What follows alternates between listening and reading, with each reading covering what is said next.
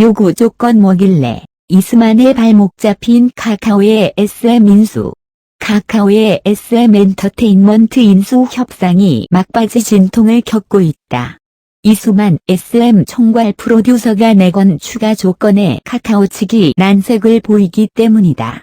27일 투자은행 IP 업계에 따르면 카카오 콘텐츠 자회사인 카카오 엔터테인먼트는 지난주 인수 협상을 마무리할 예정이었다.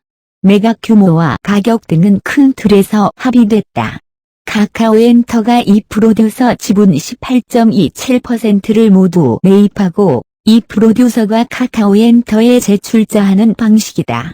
총 거래액은 1조 원 수준이다.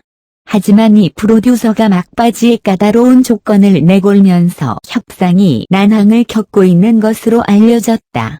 이 프로듀서는 카카오 엔터가 SM을 인수해도 현재와 같은 수준으로 경영 참여를 하겠다는 조건을 걸었다. 계약서에 이와 같은 내용을 기입할 것을 요구했다고 알려졌다.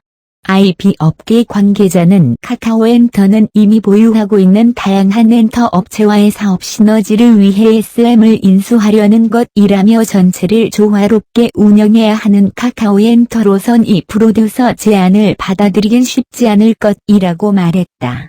이 프로듀서는 이와 함께 상당한 수준의 연봉도 요구한 것으로 전해졌다.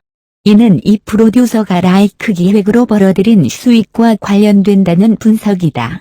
이 프로듀서의 개인 회사인 라이크 기획은 지난해 SM으로부터 240억 원의 인세를 받았다.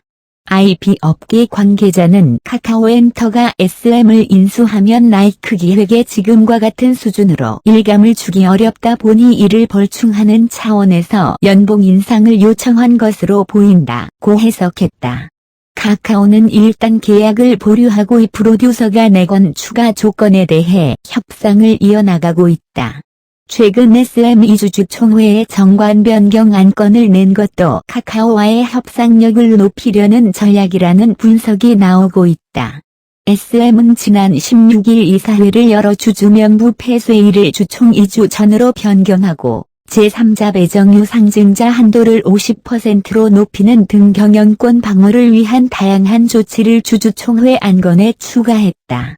해당 안건은 지난 25일 주주 반발로 안건을 취소했지만 이 프로듀서가 SM 경영권 강화를 할 만큼 매각을 철회할 여지가 충분하다는 신호를 보냈다는 해석이다.